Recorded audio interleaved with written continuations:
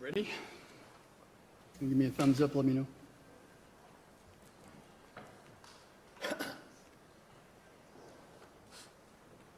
Okay, good afternoon. My name is Howard Black. I'm the Director of Communications for the District Attorney's Office. I want to just give you just a quick overview of what we're going to do with the presser here. We're going to start out with District Attorney Michael Allen. We'll be making his notes and comments to all of you. Then all of the media, you have a list of the order that we're going to go into. I don't want to spend a lot of time going through spelling of names, but from Michael, we'll go to the Chief of Police of Colorado Springs.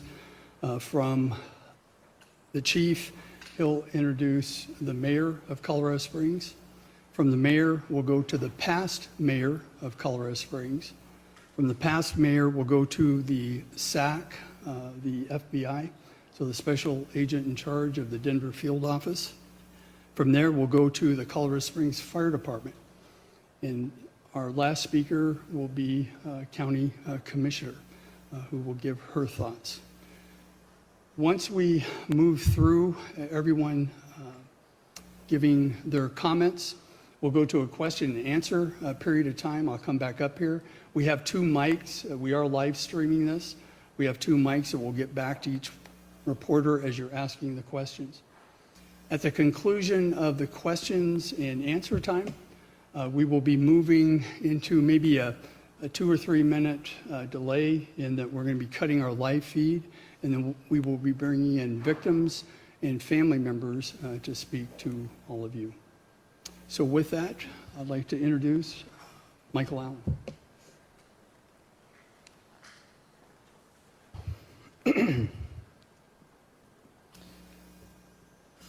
Today marks an important step in the recovery journey for the victims and family members of the Club Q shooting and for our community here at the foot of America's mountain.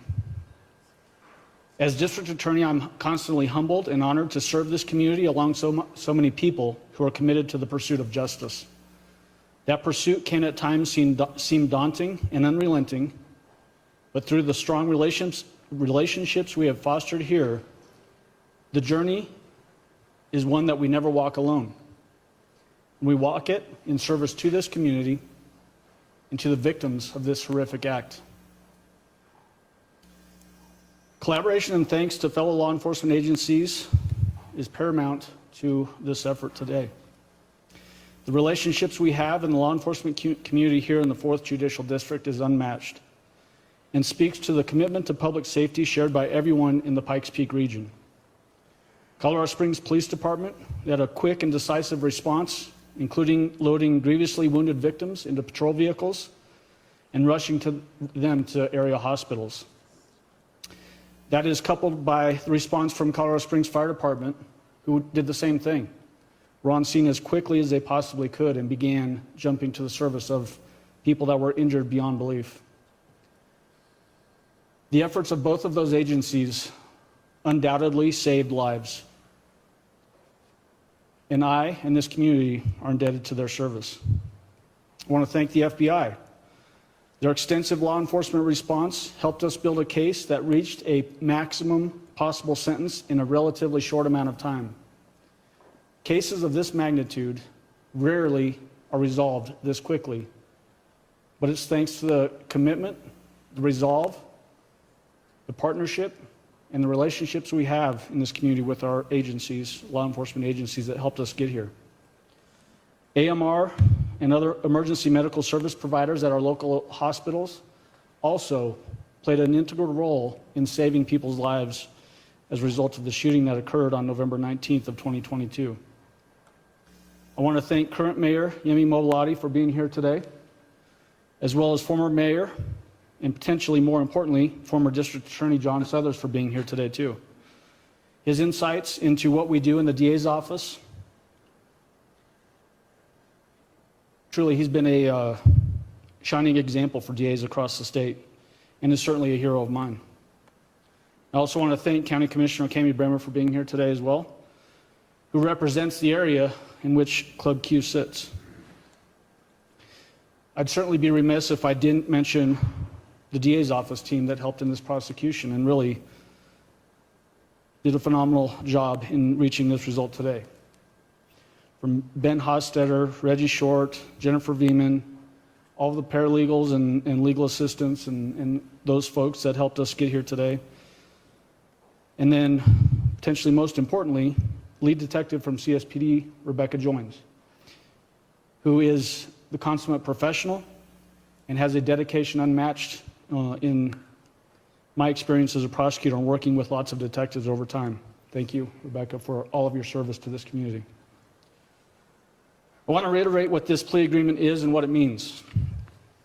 5 consecutive life sentences. 1 life sentence for each murder victim. Kelly Loving, Daniel Aston, Derek Rump, Ashley Paw, and Raymond Green Vance. Plus 48 years for each person the defendant in this case attempted to murder that night, running consecutively, totaling 2,208 years on top of those 5 consecutive life sentences. That is the longest sentence ever achieved in the 4th Judicial District, and the second, to my knowledge, longest sentence ever achieved in the state of Colorado, second only to the sentence achieved in the Aurora Theater shooting case. This defendant committed an act of terror against a malign group of people based on ideological hatred for that community. And I, as district attorney, and I know the people behind me, will not stand for that kind of hatred and criminal effort in this community. We will work tirelessly to stand up for victims, no matter their place in society. This plea also means that there are no potentials for appeal. Victims don't get a judicial process years down the road. It means no prolonged court process that would have prevented the victims and their family members from starting that healing process. This plea agreement quite simply holds the defendant accountable to the maximum extent possible under the law in the state of Colorado. I want to reiterate what I have said in the past on other cases. The support from the community as a whole and the very people victimized in this case. Your support for this effort makes today possible. And I want to thank each and every one of you for sticking with us through this effort. It's something that was not chosen by you. It was something that was thrust upon you by one person filled with hate. The cowardly acts of this defendant started before, carried on through, and during the attack, and continue even to today. He intentionally evaded background checks in obtaining the firearms that he used in Club Q on November 19th. He attacked an unarmed and suspecting nightclub where people were gathering with friends and family and loved ones to enjoy a night of revelry, including birthdays. He armed himself in a way that indicated he knew what he was about to do was wrong, and that he was willing to kill as many people as possible. When he was stopped in the attack, he then started blaming other people for the attack, likely trying to blame Richard Fierro for what was happening inside the club, saying that he was the shooter. He attempted to live stream the attack, surely to further victimize members of the LGBTQ plus community. As I said, those cowardly acts continued to statements made to the media after the shooting and even in court today. They were self-serving. He pointed to drug use and other issues to paint himself as a victim. Nothing could be further from the truth. He harbored hatred and a commitment to violence towards the LGBTQ plus community. He ran a website dedicated to hate of minorities and members of the LGBTQ plus community. He armed himself to the teeth. He went through extensive planning, including hand-drawn diagrams of Club Q, plans that really amount to battle plans. He was stopped thanks to the heroic action of some very important people in this case. First and foremost, Tom James, an actively serving member of the United States. He was on the shooting patio outside Club Q. As the defendant approached that area of the club, he let the shooter came through. In the process, he was struck in the abdomen. Despite being wounded by a gunshot wound, he engaged with the shooter and undoubtedly saved countless lives. His actions were quite simply heroic, selfless, and an example of humanity that we should all strive to achieve. Because he was wounded, his strength was quickly draining from him, and he was joined by Richard Fierro, who carried on the attack on the defendant. And then finally by Drea Norman, who made sure to stop the defendant from escaping. The combined heroics of these three individuals undoubtedly saved, as I said, countless lives. The targets inside Club Q were not political slogans. They weren't ideological pawns in some bigger game. They were people. Each person inside that club, like all of us, held the inherent right to life that we all hold dear.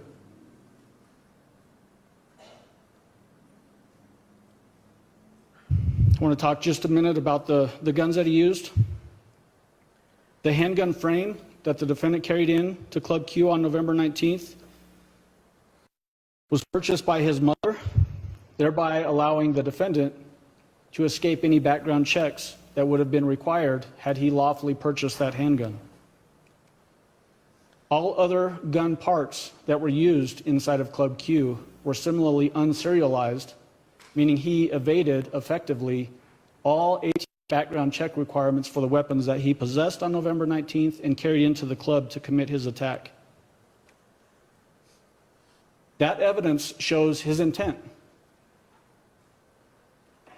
He intended to evade law enforcement as much as he possibly could. He intended to evade background check processes to keep his plans secret as long as he could. I want to talk about the death penalty just briefly. The death penalty still matters, even if it's not law in the state of Colorado. The death penalty, the threat of the death penalty in the big part of what motivated this defendant to take this plea in our case here in the 4th Judicial District. The death penalty still matters. Cases like this are why the death penalty should exist in the state of Colorado. The victims in this case deserve the ultimate punishment that the law can provide. And they were robbed of that by changes in the law just a few short years ago.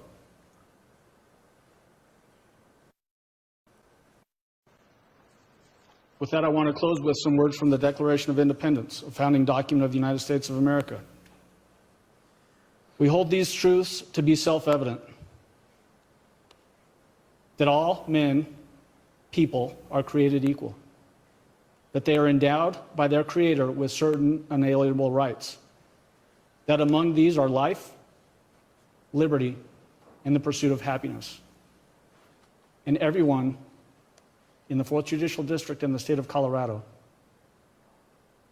can hold dear to those words. And you have the commitment of this office, law enforcement partners, and this community to protect that right. With that, I would turn it over to Adrian Vasquez, the Chief of Police for Colorado Springs Police. One moment, sir. The interpreter get all the names of the victims.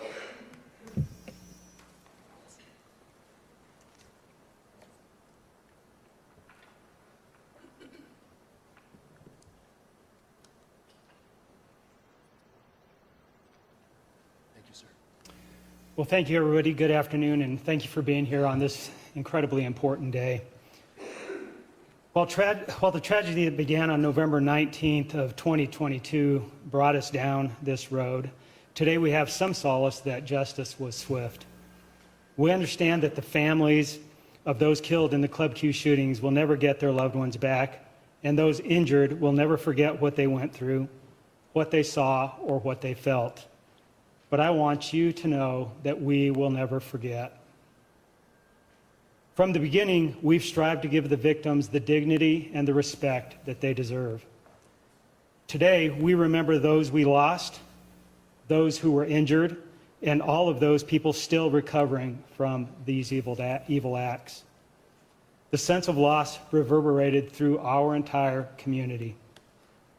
So today is not about the defendant, but about the strength of the victims and the justice being sought for them and for our community as a whole. I want to remind everyone of the individuals who were in Club Q on November 19th. People's lives were irrevocably changed that night. And there were 5 unique individuals who lost their lives.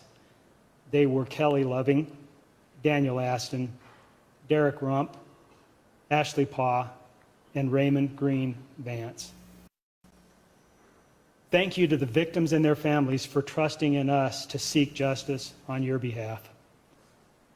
Let's talk about the heroism, and Michael mentioned heroism, and there certainly was that night. During this incident, Thomas James, after being shot, immediately and without hesitation, physically engaged the suspect, fighting with him even after having been shot. And I watched that and was just amazed. Robert Fierro joined the fight, and together those two stopped the immediate violence from happening. Inspiring, truly amazing, and heroic. Later, Thomas James, after laying on an ambulance gurney, suffering from the wounds of gunshot, saw another victim who was severely injured and gave up his gurney for that victim. If that isn't inspiring, I don't know what is. Thank you to everyone in the LGBTQ plus community for your patience and strength in this time of devastation. Thank you to former Mayor Suthers for your leadership, and to the greater Colorado Springs community for your compassion and support of everyone affected. Thank you to all of our local and federal law enforcement partners for quickly coming to assist us in our diligent and thorough pursuit of justice. Partnerships like we see here in the 4th Judicial District with all of our local agencies, with our federal law enforcement partners, with our medical staff, AMR, our hospitals, is not seen in other parts of the country to the extent that it's seen here. And I'm so fortunate and thankful that we live in a community like Colorado Springs. Finally, thank you to the 4th Judicial District Attorney's Office for a swift and just conclusion to the state legal prosecution.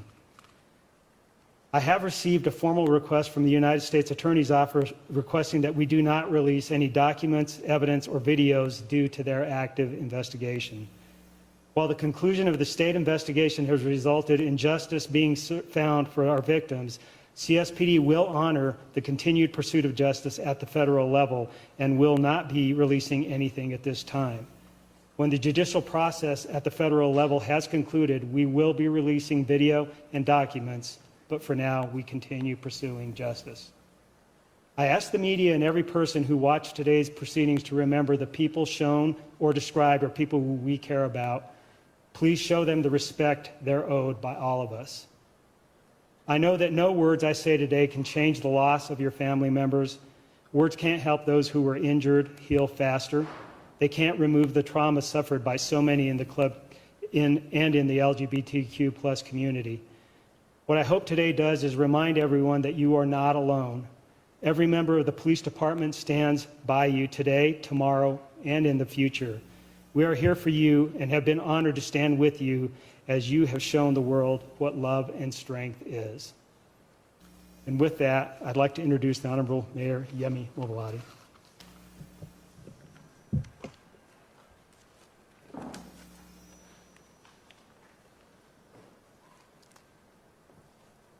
Good afternoon. First of all, I'd like to acknowledge the survivors and the family members and friends in the house. We see you, we remember you, and we will be here for you. And that's my pledge to you. Friends, Today, justice has been served.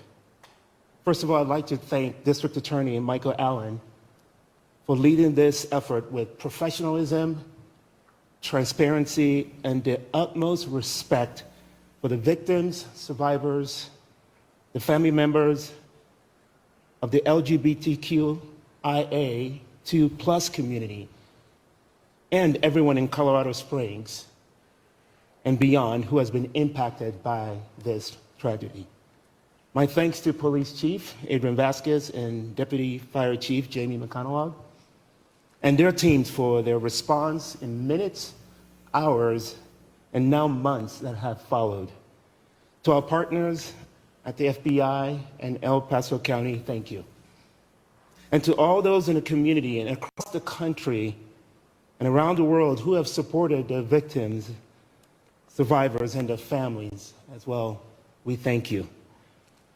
Friends, justice may have been so, however, the fight for justice and healing must continue, as we know the pain lingers and the weight of the loss that the LGBTQIA2+ community and that our Colorado Springs community shares is indeed heavy and very hard. And still, in the darkest of times, we choose to find the light as best as we can. In the words of Dr. Martin Luther King Jr., only when it's dark enough can you see the stars. Therefore, I am proud of our efforts to come together to heal and remember. And I'm proud of all those who helped save lives that November 9th in the face of evil. 3 heroes whose selfless actions stopped further terror from happening, and they deserve much praise. And they are Tom James, Richard Fierro, and Drea Norman. Thank you, and thank you. Today and every day, we remember the victims of Club Q. And we remember our friends, Daniel Aston, Kelly Lovin, Ashley Paul, Derek Rump, and Raymond Green Vance. Borrowing from the Honorable Judge Michael McHenry's words earlier today, he mentioned that hate will not be tolerated, that the LGBTQIA2+ community is as much part of our human family as anyone. And yes, indeed, we will hold these truths to be self-evident, that all people are created equal and created in the image of God. And as we begin this next phase of recovery, as your mayor, I will work to build a city where everyone has the right to thrive and be safe and be welcome and be seen as they are. We are Colorado Springs. It is now my pleasure to welcome a great leader who has stood with Colorado Springs, and this is our former mayor and my predecessor, John Suthers.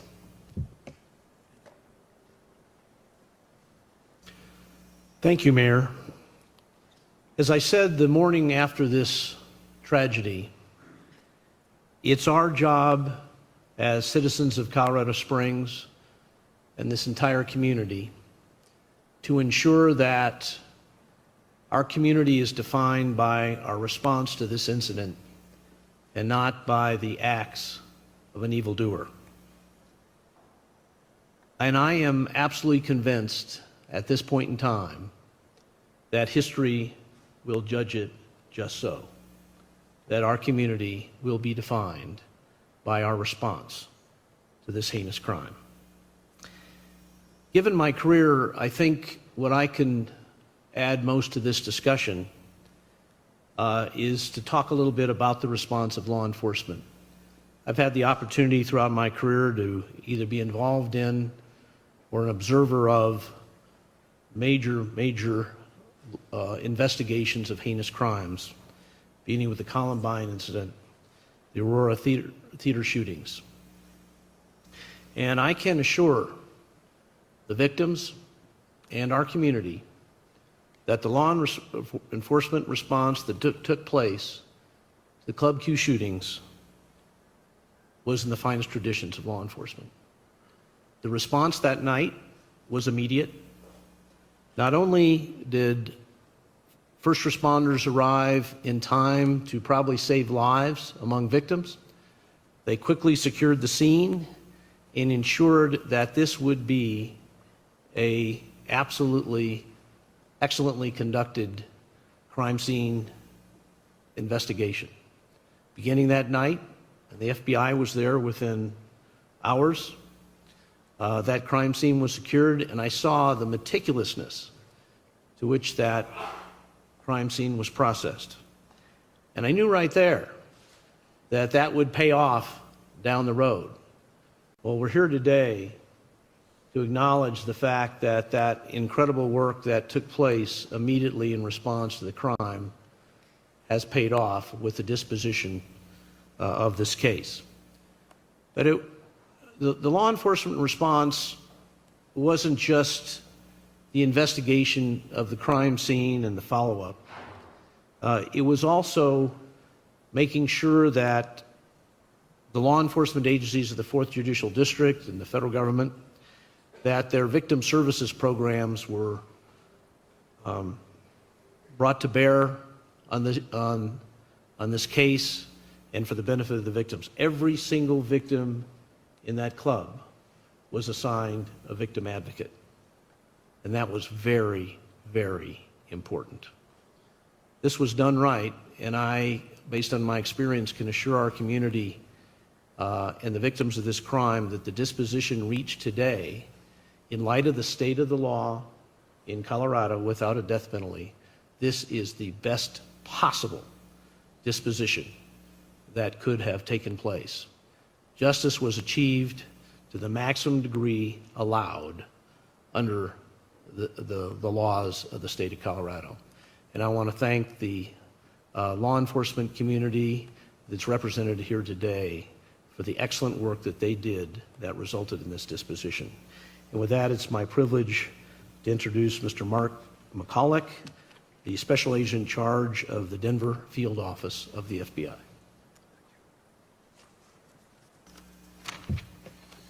Good afternoon. On behalf of the men and women of the FBI, let me first say that we share in the sorrow of Colorado Springs and the greater LGBTQ+ community, and we extend our deepest sympathy to those who lost family and friends in this tragedy. The FBI has assisted with this investigation since that awful night in November, when we dispatched special agents and specialized investigative and forensic resources to support our local partners at the Club Q scene. But it wasn't just the police and fire personnel that we rushed to help. Our highly trained victim specialists were on the scene as well, working side by side with local counterparts to serve as victim advocates, to provide services for the victims and to provide emotional support for the victims and the families in the weeks and months that followed. The victim impact statements provided today in the El Paso County courtroom were powerful and were absolutely heartbreaking. Today is about those victims, those who lost loved ones, survivors who were physically harmed, and those who will live with the memories of the trauma they witnessed. What happened that night lives with them forever, just as it lives with the first responders, the broader LGBTQ+ community, and the citizens of Colorado Springs. While today's sentencing will not bring the victims back, let it serve as a reminder of the human impact of this horrific and senseless crime. It is our sincere hope that today's proceedings are an important milestone on a path that fosters healing and continued support for all affected. In law enforcement, our most fundamental duty is to ensure people can from fear. May the memories of the victims renew our sense of community and strengthen our partnership. The FBI is proud to stand beside the agencies represented here today and support all citizens of Colorado Springs. Working together, we can promote public safety and make a difference. That is why FBI Denver responded that night in November and why I am here today. We stood with you then, we stand with you now, and we will stand with you in the future. It's my honor to introduce the Deputy Fire Chief, Jamie McConaughey from the Colorado Springs Fire Department.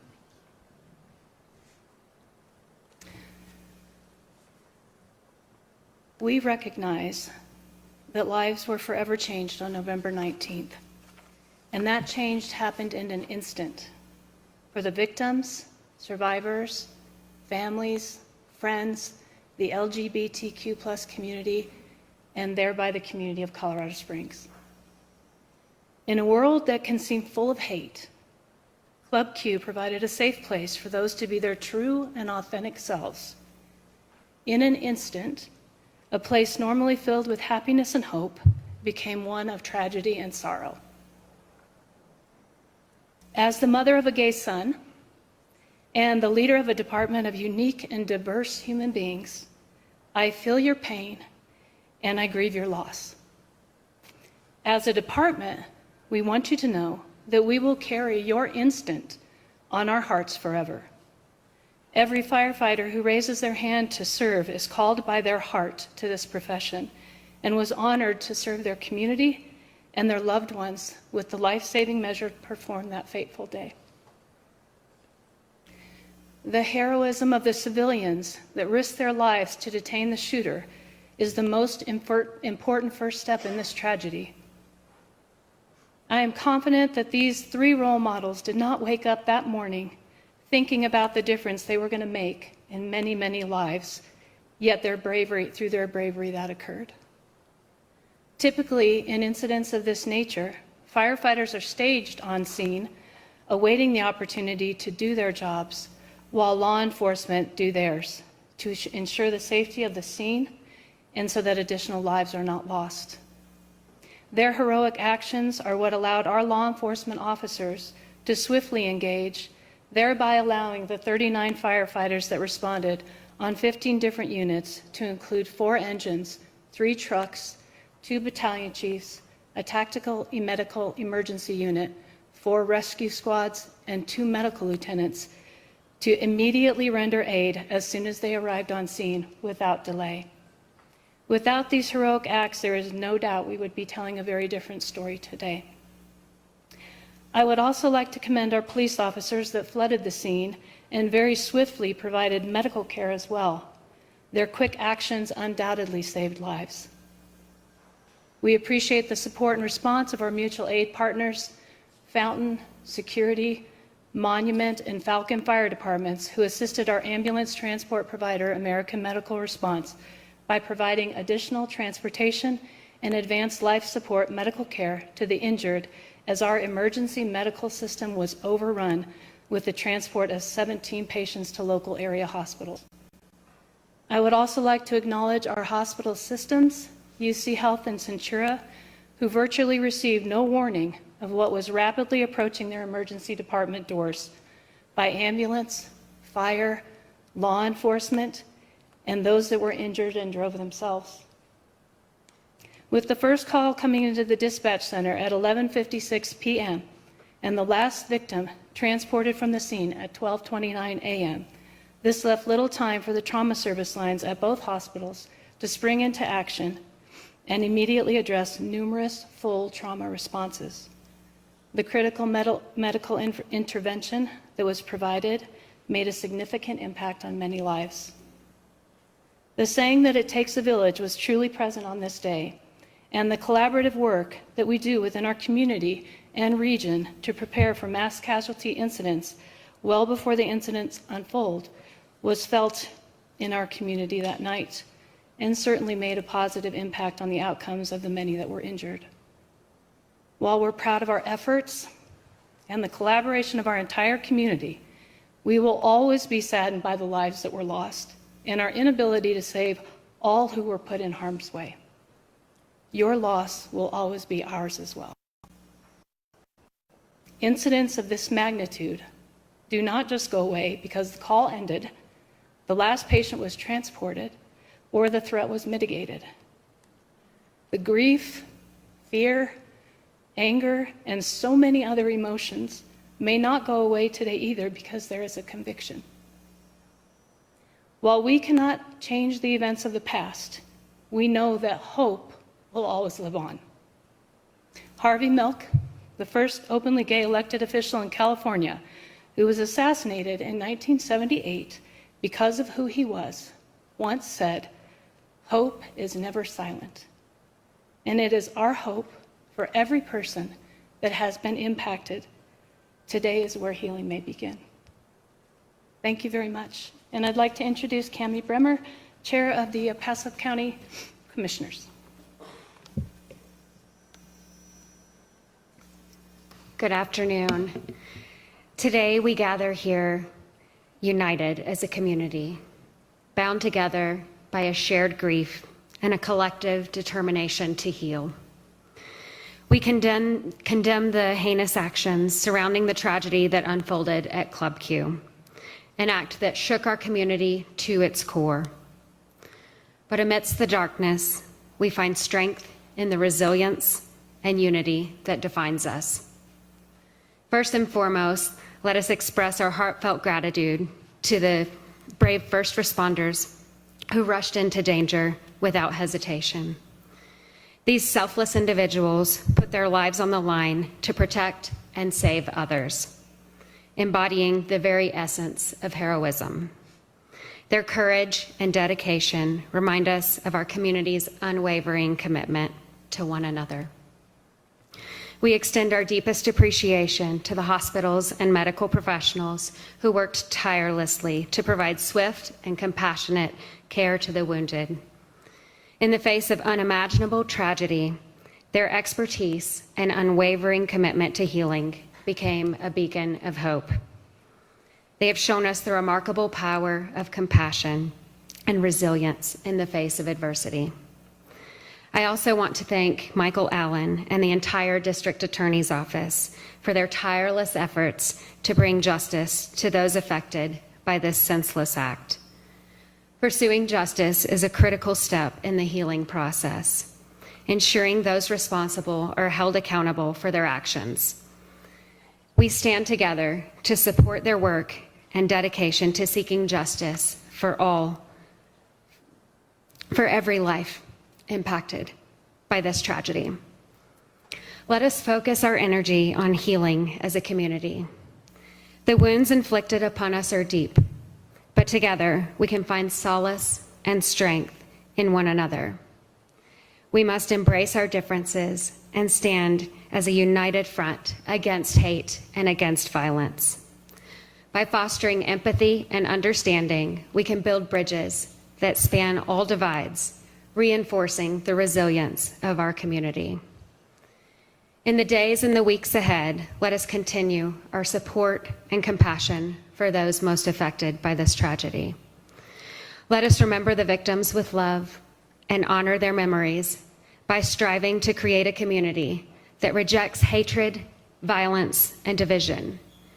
May we comfort in each other's embrace and work together to forge a future where every member of our community can live free from fear. Together, we will overcome this darkness, and together we will shine as a beacon of hope, unity, and healing. Thank you.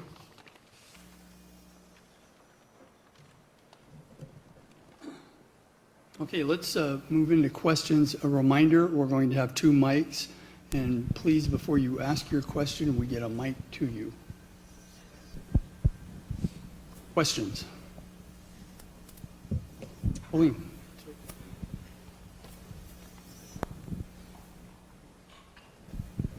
Hi, I have a question for the FBI. Have you recommended that federal charges be filed against the shooter, and what charges?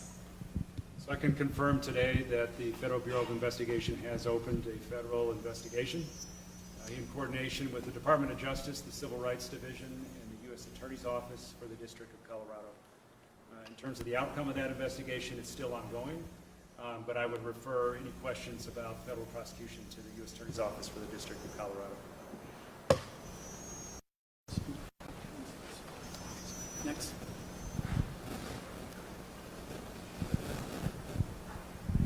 My question's for District Attorney Michael Allen. You mentioned that the mom, there's evidence that you guys collected that Laura Vopel, the defendant's mom, gave him at least the AR-15 that he then went and used in the Club Q shooting. Can she be charged with any state charges for doing that? So let me begin by apologizing if I created a misperception. She didn't provide anything that had to do with the AR platform that was carried in by the defendant on that November 19th night. What she had done was purchase the frame, the 9mm handgun frame. There's not evidence that we can determine when the defendant was able to get that from her. I think if we would have had evidence to charge her with something related to Club Q, we would have done that a long time ago. So there's not enough to connect those dots to sustain any criminal charges on that particular front. I think there's questions over here? Comments?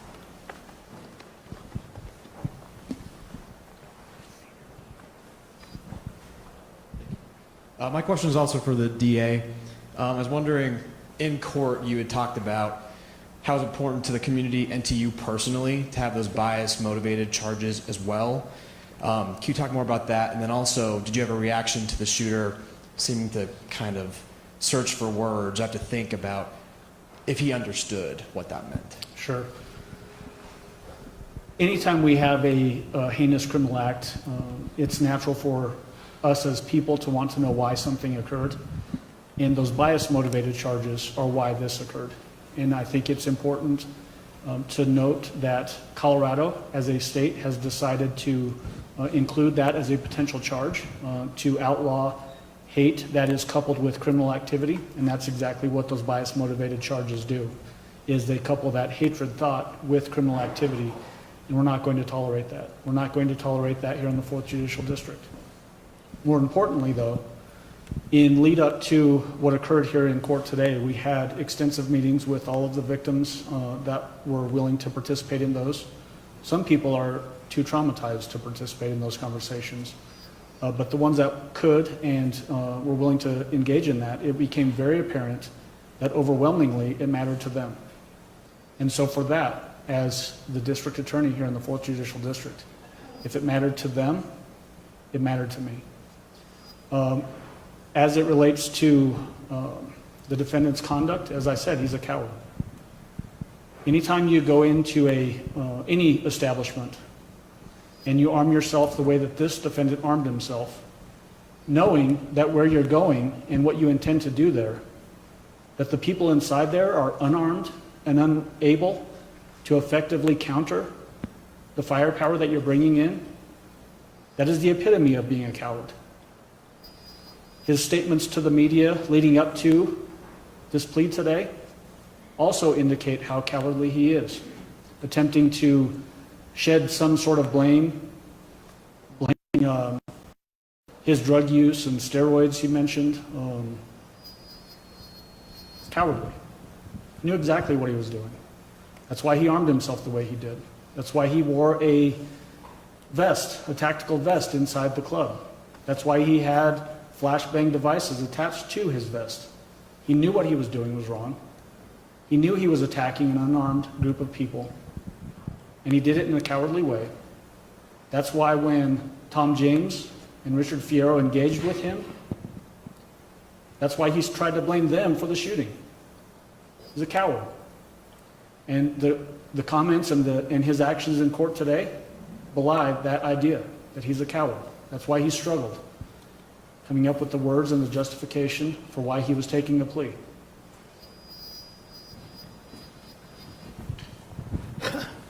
Colleen?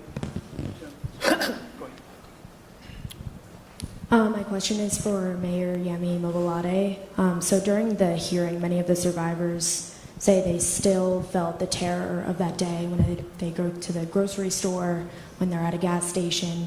Is there anything that you will be doing to make them, the LGBTQ plus community, feel comfortable in this city going forward? Yes, so healing takes time. And as mayor, I'm fully aware that LGBTQ needs a mayor for the long haul.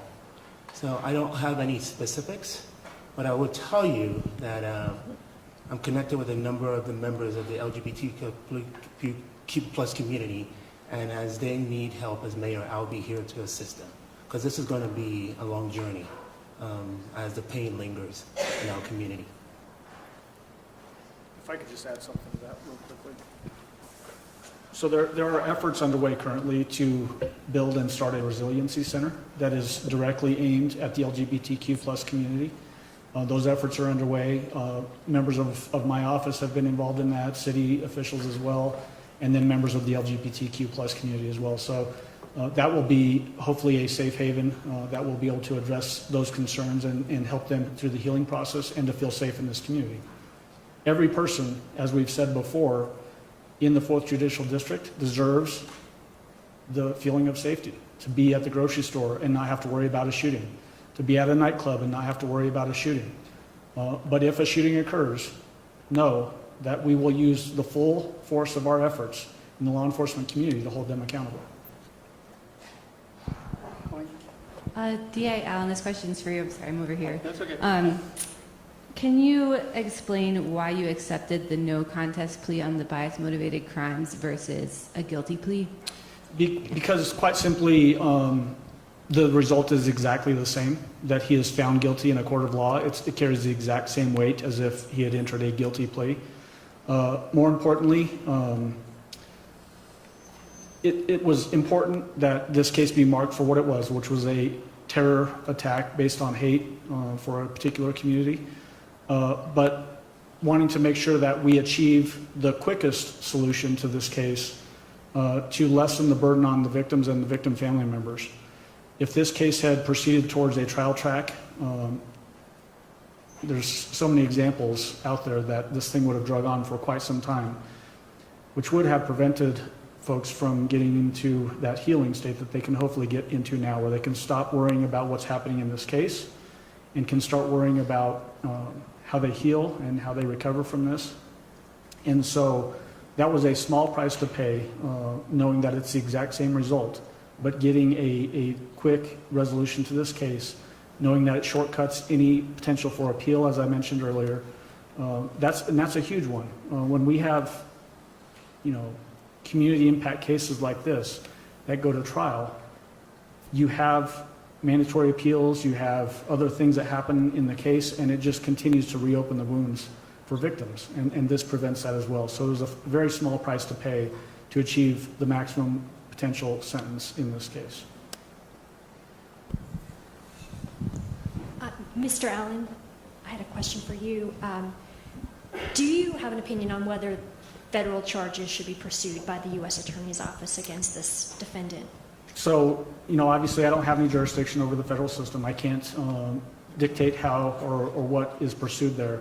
But I think my statements at the very beginning were quite clear. I think that this case is exactly the kind of case that deserves a death penalty option. There exists for this case only one death penalty option, and that is at the federal level. And I'll leave it at that. My question is for District Attorney Allen as well. There's been speculation throughout this that the defendant was using non-binary pronouns solely as a defense tactic. What is your position on that? Well, I'd like to use some very blunt language, but I'll keep it proper because we've got so many people here. I thought it was, again, another mark of his cowardice. I think he was trying to latch onto something to avoid the bias-motivated charges, but also trying to avoid potentially what could happen in the federal system.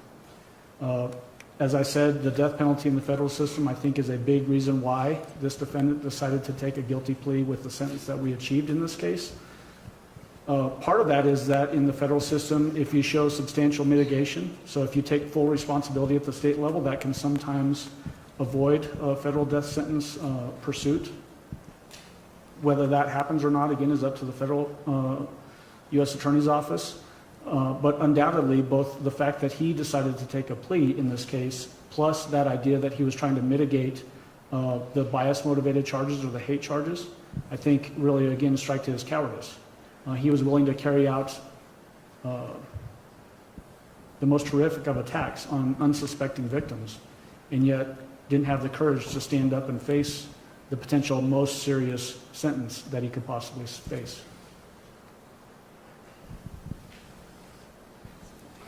It's for Mr. Allen. Just two things really quickly procedurally. What happens to the other charges that had been filed against him? Yeah, that's a great question. So this is can be confusing for people that aren't familiar with the criminal justice system. We obviously charged a number of charges, over 300 total charges. Some of those were, I'll just use the murder in the first degree charges. There's after deliberation and with intent, which is what he pled to. We also charged murder in the first degree, extreme indifference. If we go to trial and we achieve conviction on both of those, essentially the sentence merges into one sentence. So essentially, what we did was we just, in the plea agreement, merged all the sentences together for the different theories of the different charges to achieve what we would have achieved at trial, which is the 5 life sentences consecutive plus the 2,208. So essentially, the other charges get dismissed in a situation like this because they would have merged if we had gotten convictions at trial. Does that answer your question? Thanks.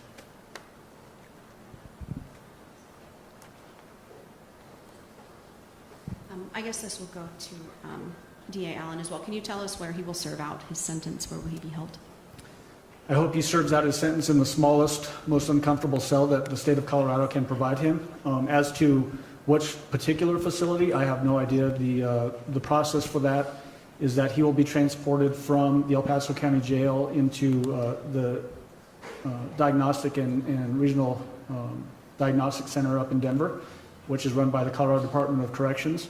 They will do assessments on the defendant and then determine which facility best suits his particular demands, one of which is going to be, I'm sure, security, and that kind of thing. And I'm sure the gravity of the offense is also going to be a big factor in where they send him.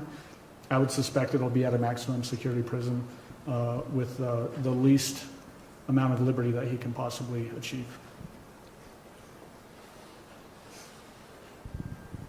So DA Allen, are you saying you don't believe he was non-binary? I'm saying that there is zero evidence prior to the shooting that he was non-binary. There was nobody that indicated prior to the shooting that he ever identified as non-binary. He exhibited extreme hatred for the people in the LGBTQ plus community and other minority groups as well, I should say. And so I think it was a stilted effort to, again, avoid any potential bias motivated or hate crimes charges. And I have a question for the police chief.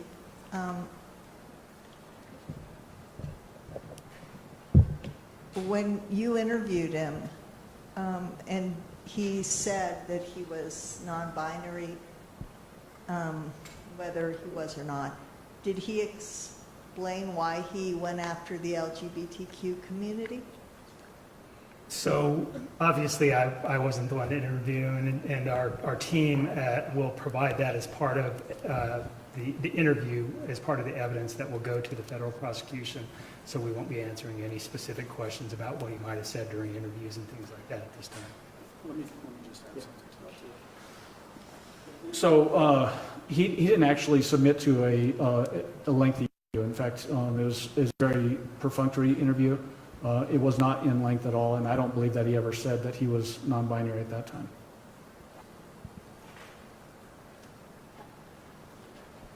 Anybody who hasn't asked a question? Okay, Colleen.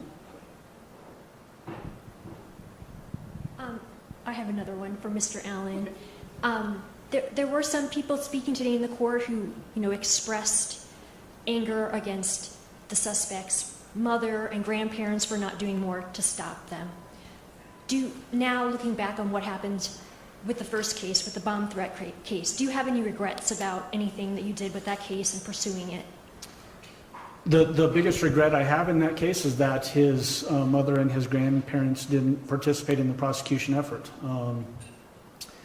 And as far as the efforts of the DA's office, I can tell you unequivocally, and you can refer back to the press conference we had, I think it was in early December, once we were able to get that prior case unsealed. We went through extensive efforts to get the victims in that case, his mother and grandparents served. They went through extensive efforts to avoid or evade service of process, including bragging to people that they knew in the community that they had successfully evaded service of process. We went through efforts to get interstate subpoena process done through the state of Florida and achieved the effort of subpoena service in the state of Florida, and the grandparents evaded that service there as well. Including refusing to answer the door, all kinds of different things. And so the regret I have is not by not because of anything that happened in our office or from the two prosecutors that were handling that case, because they did exactly what they were supposed to do. It's that the people that could have intervened in this shooter's life, the people that should have been most responsible for his upbringing and making sure that he doesn't do something like this, refused to participate in an effort that would have potentially got him the help that he needed to avoid this from occurring in the first place.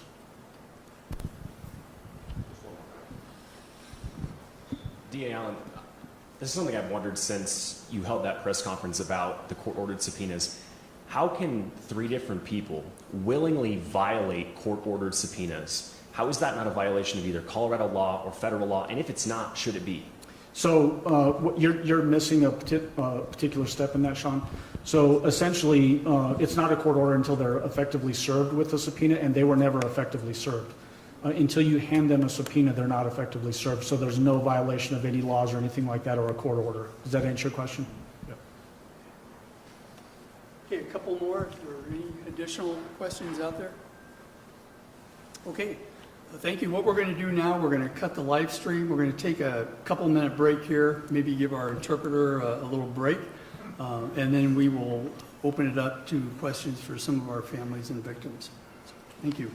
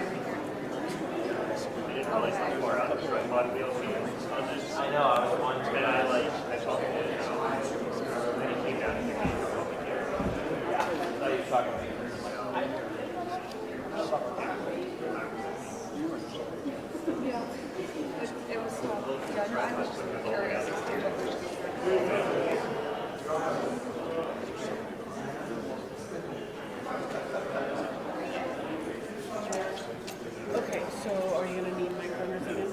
Okay. So I'll hang out just whatever you need. Okay. So much appreciated. Sure, not a problem.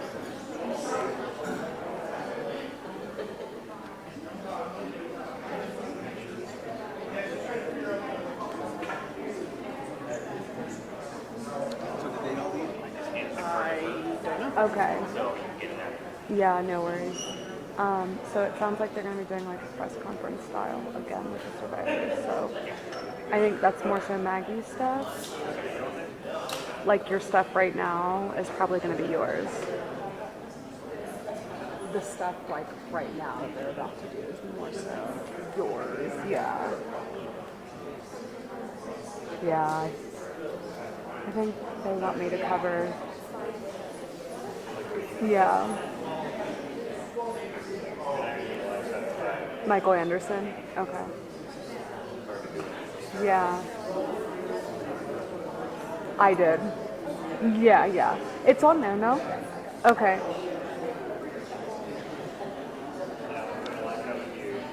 Hello.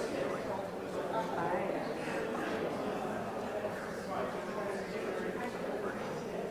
Oh, so I should get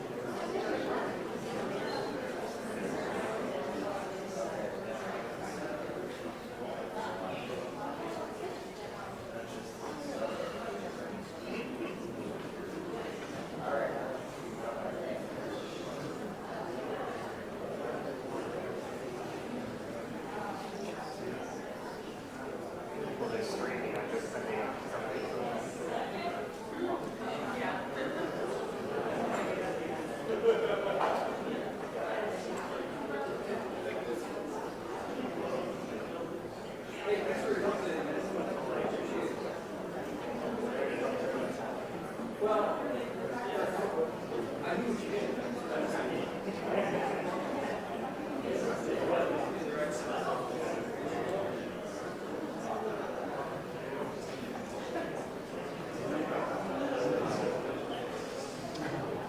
are we ready to get going here again?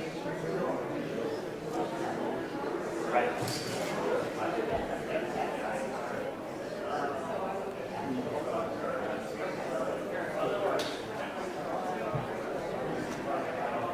That's how I feel. That's how I feel.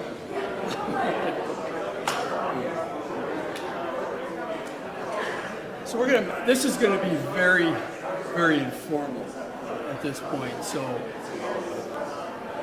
we're gonna be bringing Matthew up. If you have questions, we'll let you have conversation with him. So, Matthew? Sure. Do they? Are we ready? Are there questions? So, I don't, okay, 30 seconds.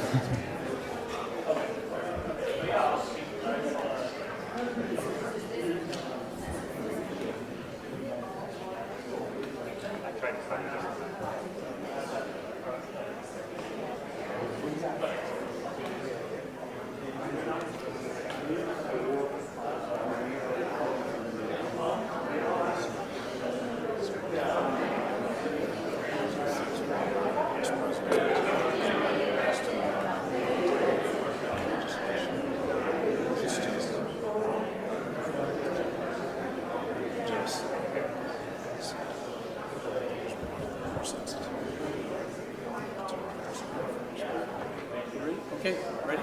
Okay. Matthew. Thank you very much. I actually don't have any prepared statements, but what I would like to say is that on November 19th, Colorado Springs was a very, very different city than when we first opened Club Q 20 years ago. When we opened Club Q 20 years ago, it was hidden. It was hidden back there because we were afraid of violence. We were afraid of people picketing us.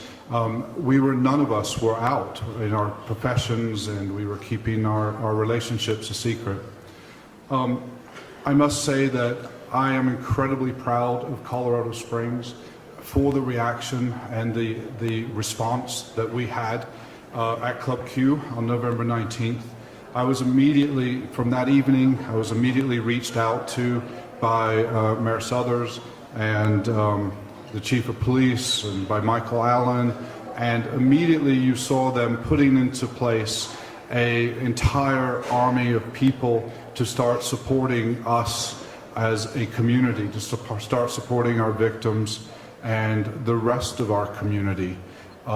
It was obviously a very, very difficult time as the club owner, dealing with my own grief, and then a tremendous amount of logistics that were going on and providing information to the appropriate authorities.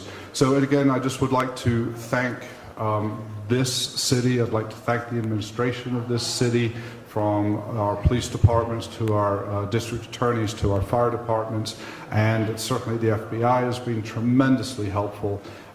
We shockingly have not felt alone. There's always been a phone number and an answer at the end of my phone when I've needed that. To the community in whole, we are putting part of this process behind us now. This horrific person will go to prison for the rest of their lives. There's nothing that can fill the voids and the holes that have left by his actions. I had the pleasure of spending the weekend in Tulsa with Daniel's parents, and meeting more and more family there. There's no words, there's no prison sentence, there's nothing that can be done to make these holes whole. Obviously, I only knew personally our bartender Derek, who I'd known 12 years, and Daniel 2 years. I've gotten to know through the families and through written things about our other victims. And through this horrific tragedy, there has been some light. There's been amazing people stepping up. That there's just been an amazing response. I think back to the days and weeks after this tragedy, and where I was spending a lot of time at the memorial, and I think back of all the people, the hundreds and hundreds and hundreds of people that would show up there every single day, and I would overhear them, people that had never stepped foot in Club Q, but people that had compassion for what had happened. And I remember parents bringing their children there and saying, this is the reason why you must not bully. This is the reason why hate must be conquered. And it was very profound, and that's what we've taken moving forwards from this, is that it was a very difficult decision to decide to open Club Q again. There's obviously of the 53 people that were in there's going to be folks that can never return back to Club Q, and that's totally understood. But there's also the stories, the 20 years of what Club Q had done. There are the times when people have showed up at the front door waiting for Club Q to open with trash bags because they had been kicked out of their homes and they didn't know where else to go. And of course the bartenders and employees at the time would then reach out and help provide services. And that's what Club Q was. You're seeing over 20 years there's been tens of thousands of people have gone through there. Tens of thousands of people have made their friends. They've reconciled within themselves their feelings of sexuality, their feelings of gender differences, and so on. And it's so important that that continues, because unfortunately, even with this ending today, the mission of hate isn't ending. There are still parents that don't understand when their children are feeling different, when they're feeling that they are in the wrong bodies, or that they're feeling that they are liking the same sex. These people, there's still non-affirming people, there's still preachers in our very town that are preaching against this. And so unfortunately, Club Q's mission is not over, and safe spaces are still needed. And so that is our mission. I also say to this community, thank you for all the support. Please do not think that this is over. All of our victims still need so much support. The bullet wounds are not like the movies. These things don't just go in and out and everything's fine. There are long-term injuries here in this community that absolutely need to be mended and still need the entire community support for that. I think probably with that, I can take any questions if anyone has any. Hi, Melissa Henry with KKTV, by the way. I know you mentioned it was somewhat a difficult decision to decide to reopen Club Q. Can you walk us through how you weighed out that decision and what maybe some of your hesitations were? Sure. Obviously, I was there just about 10 minutes after the shooting, and one of the things we were doing was immediately downloading videos and just helping the police validate that it was in fact one shooter and what had happened and the entries and also for ourselves what is going on there. That night, I can tell you, and the next day when I spoke for the first time at the vigil downtown, I did not want to reopen. I was so afraid of additional hate.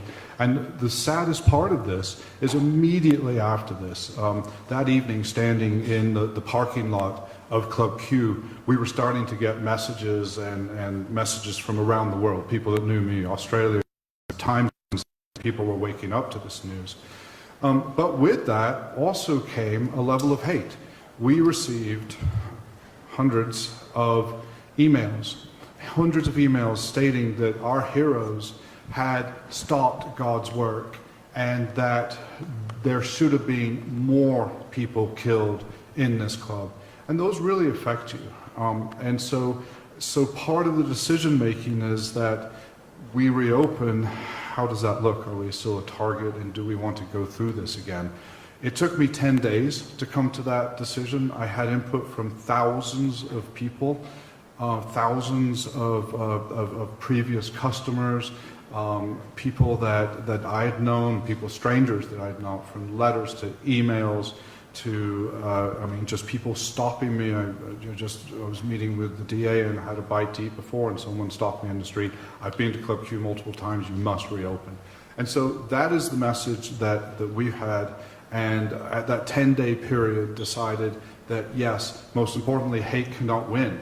This cannot stop us. This cannot be what defines Club Q and the 20 years of what it has been.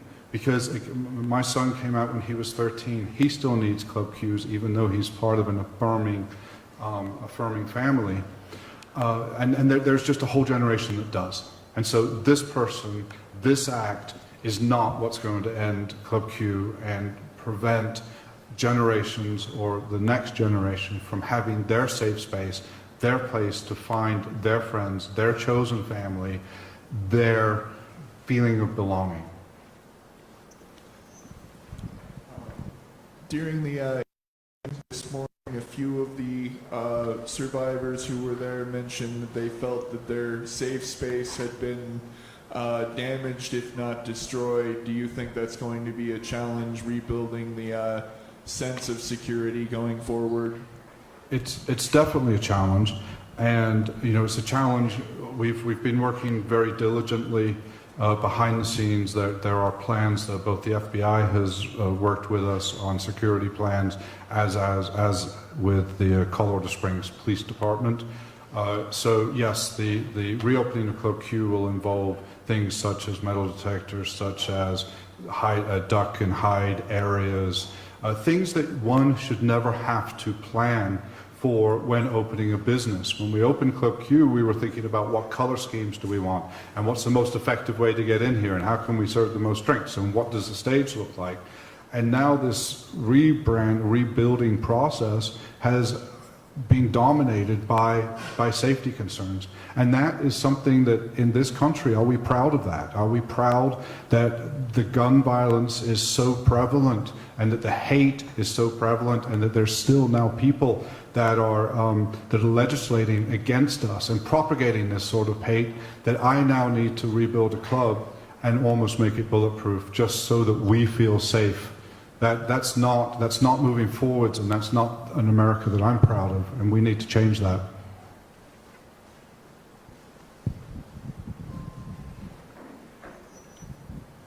Do you feel like, in light of what happened, that Colorado Springs is a more inclusive city now? To be honest with you, I was shocked at the response that we have.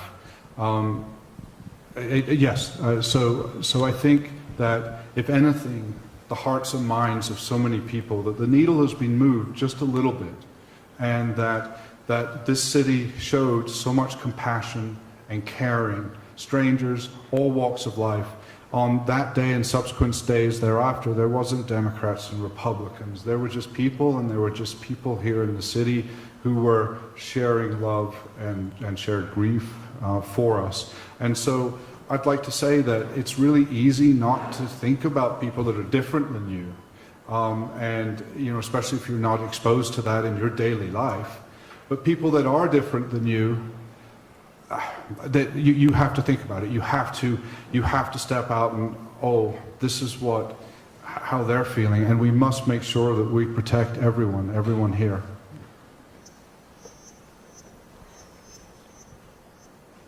Are there any additional questions? Just a clarifying detail. I just wanted to know, are you reopening in the same location or a different spot? We are reopening in the same location. The club, the first priority for Club Q is a memorial. As you've known, that we've kept our temporary memorial in front of that building from day one.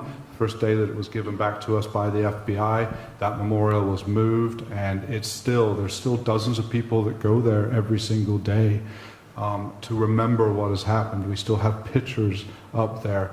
And so for us, you can't just reopen and pretend like this didn't happen. It's so important that everybody that drives past there, we are hopeful that everybody on Academy will see our shining light in the evenings coming up, and our flagpole, it'll be the largest we can have, 45 feet, flying the gay flags. It's so important that this is remembered. It's really easy right now for you all to go to the next story. You think how many mass shootings have already occurred. I was at a sit-in in Washington, D.C. with people from Parkland and Uvalde and multiple other shootings, all trying to get attention. It's very quickly, this goes away, and for us, this can never be forgotten. The souls that were lost there, the shining lights that were lost there, must be remembered. And by us building a memorial on that site, anyone that enters there, anyone that drives by us there, a kid 20 years from now will know that something happened here.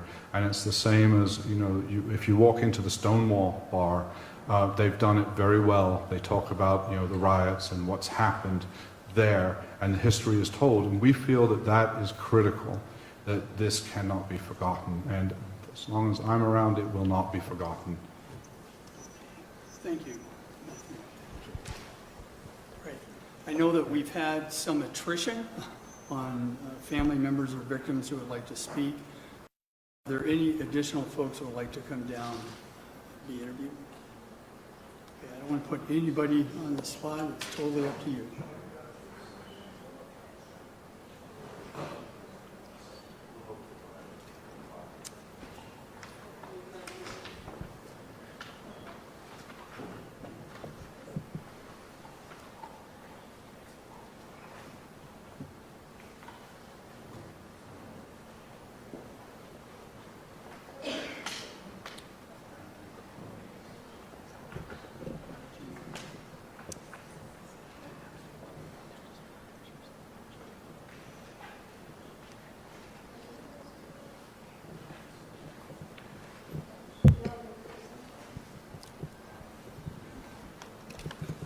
My name is Ron Bell. I am the grandfather of Raymond Green Vance.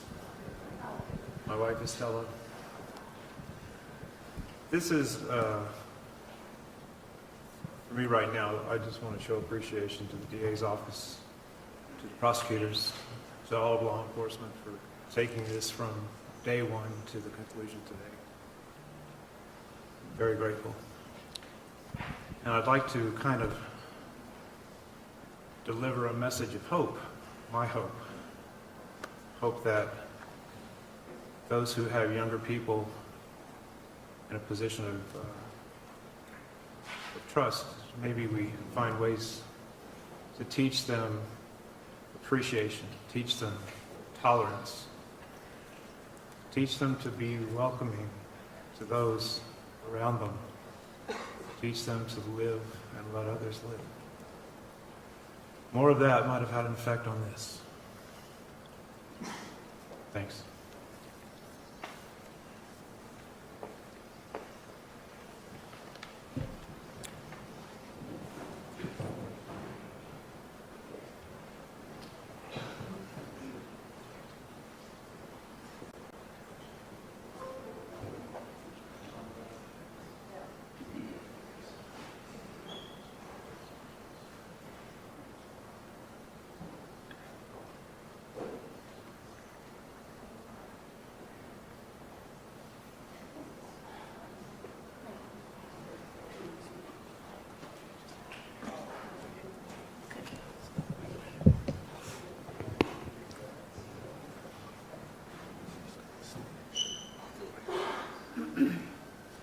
We're Sabrina and Jeff Aston, and most people know us as Daniel's mom.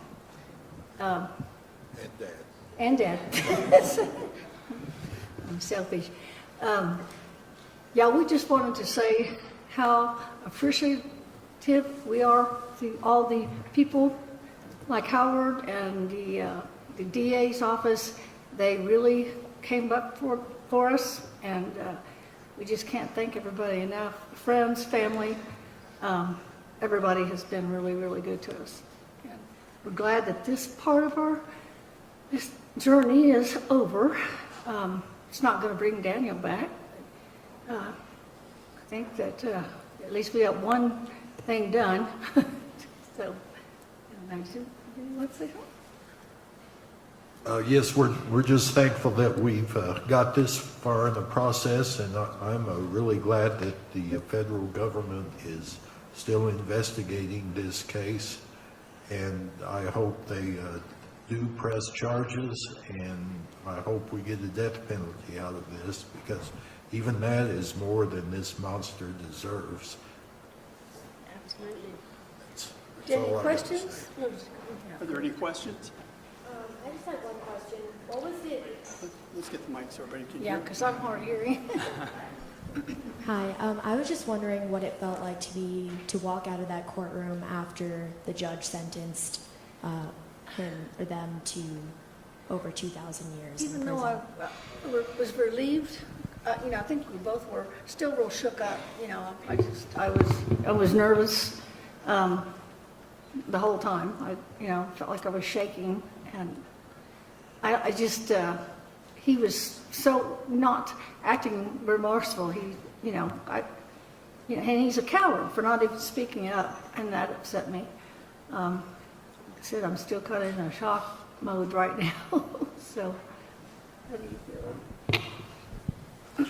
I just felt hollow. It's not enough closure, not even close. Hi, I've done a good amount of coverage on this, but I just wondered if you would be willing to share a few personal details about Daniel's character. We heard that all the victims were loving and caring family members, but what made Daniel Daniel to you? Oh, very nice. You're good at that one. Well, he was just the kind of person that would just light up a room when he went into it.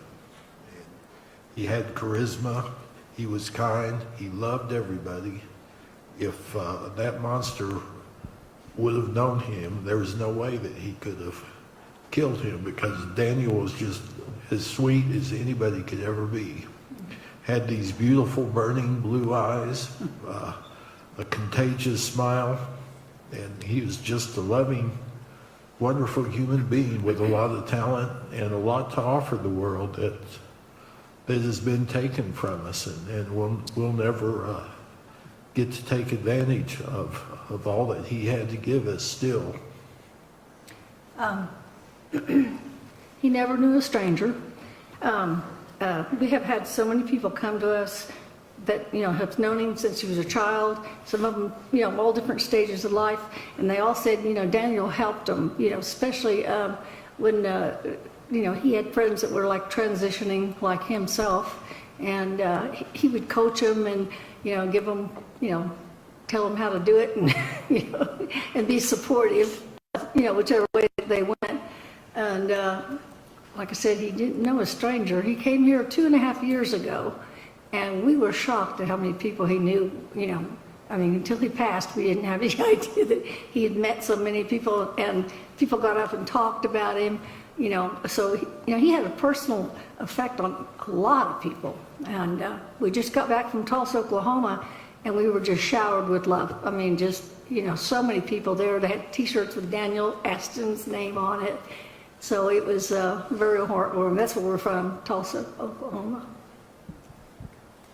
You touched on this briefly, but can you talk a little bit about what the experience was like of reading your impact statement and confronting your son's killer?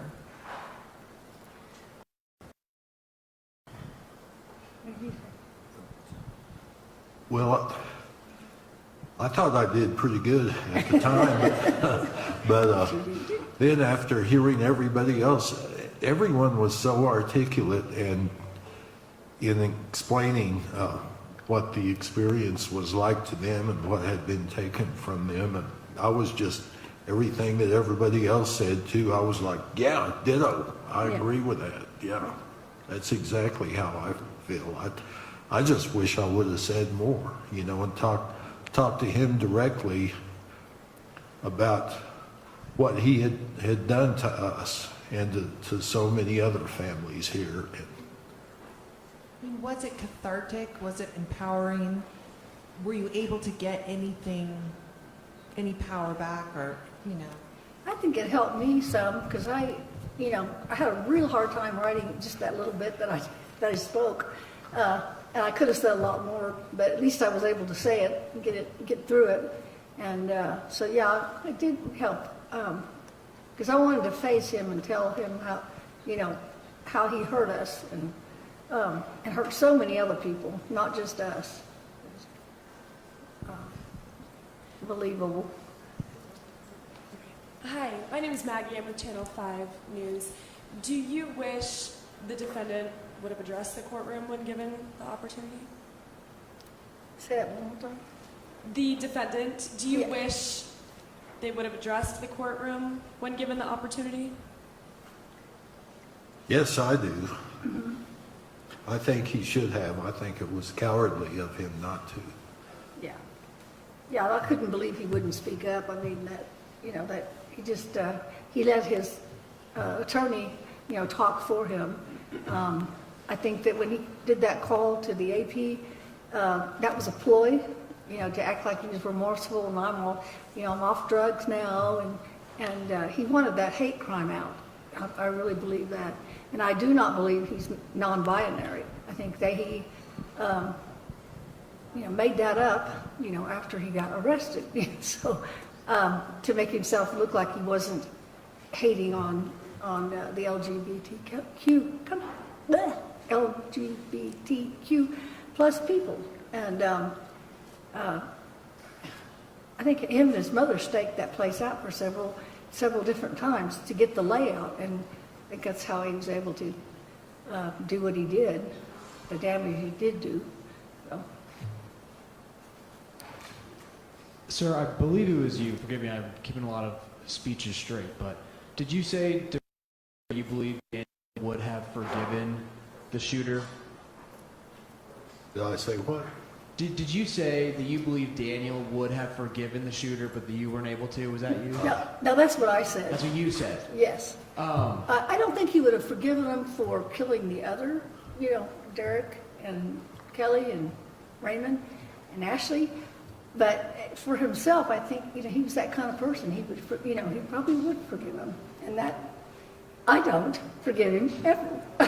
That's not going to happen. But yeah, he just had that kind of personality, He was friends with all his exes, even when they had real bad breakups, they still love him, still do. And so he just, like I said, he didn't hardly have any enemies that I knew of. Maybe he did, but like I said, everybody liked him that I know. So. What do you think he would want the takeaway for everyone watching to be from everything that we've heard today? Say that one more time again. What do you think he would want the takeaway for the community to be? Beyond. The community, yes. Daniel believed in love, and he loved Club Q, and it was his other family, And when he first moved here, he knew nobody, and he started going in there a little bit, and started meeting people, and then he became a bartender, and he loved Club Q, and I think that we need to rebuild, and I think Daniel would want that. For sure, because it was a safe place for a lot of people, and they did a lot of good things. And I just think it's sad. There's some people that don't want to do that, but that's everybody. Everybody has to do what they feel most comfortable doing, is what I say. Some people just wouldn't be able to walk back into the building, and I understand that. That I'm not going to. I feel like if we don't do it, it's like we're being chicken. So I just want to be for that. Is that it? These are wonderful. Thanks.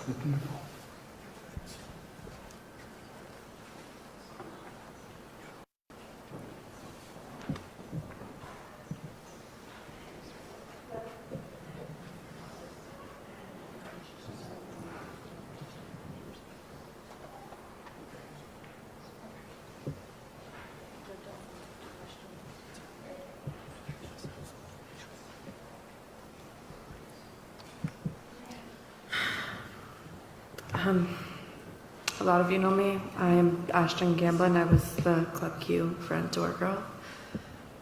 Daniel saved my life. I really want to take an opportunity to thank the police department and first responders for being there as quickly as they could. I do really don't pull Uvalde and being terrified if they waited that I would not make it. So my gratitude and appreciation does go out to the police department and first responders. Other than that, I am open to any questions if anybody has any.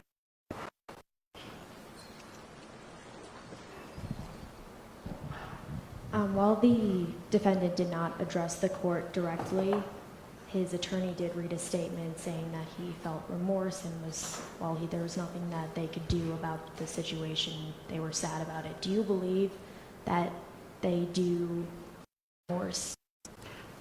I think that's a little crap, pardon my mouth, but I had a conversation with him when he walked into the bar that night. I was nice as can be, made jokes, smiled, laughed, and like an hour later, I was getting shot by him with no regard for my life, nor Daniel's. No. That's just a lie.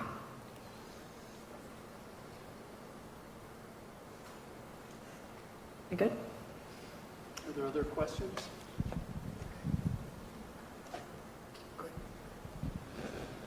Did you say you had a conversation with him hours before? Can you reiterate what you said? I let him into the bar like everybody else. He's paid his cover. I struggled with the wristband like I normally do. Those wristbands suck. But made a joke about the wristbands and kind of laughed about it. And everything seemed fine.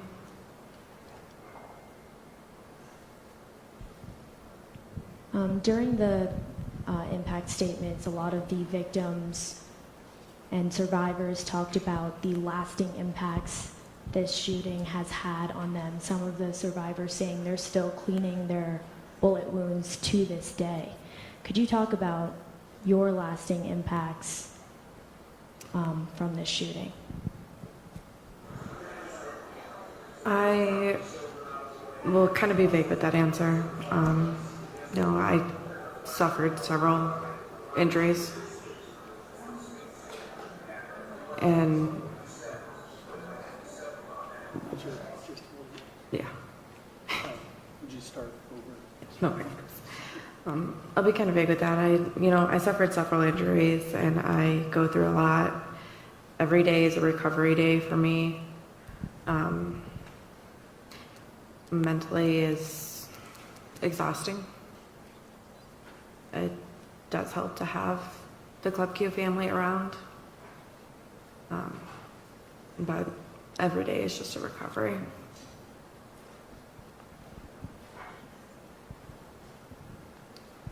Anybody else? Am I good? Are there any additional questions anyone has? Okay. Yep, okay. Sorry, one last question. How did you feel walking out of the courthouse knowing that this person would be spending the rest of his days in prison? As I said in my victim impact statement, I kind of wish this was a death penalty state, not because I want him to die, but I would like him to sit in a jail cell not knowing when he's going to die or what his last breath might be.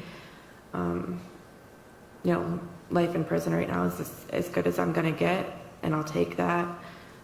But quite frankly, I would really prefer that he go through the mental anguish of not knowing when he's going to die.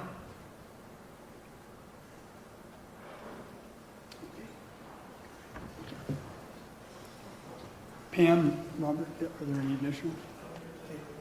Okay, great, thank you all.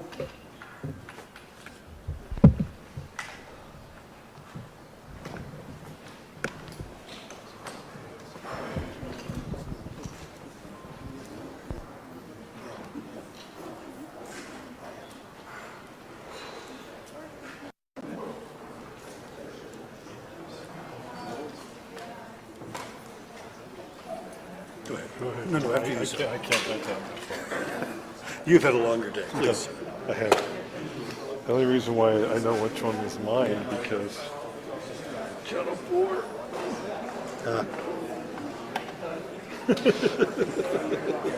This is probably my worst cable, but at least it's blue, so I can always recognize it.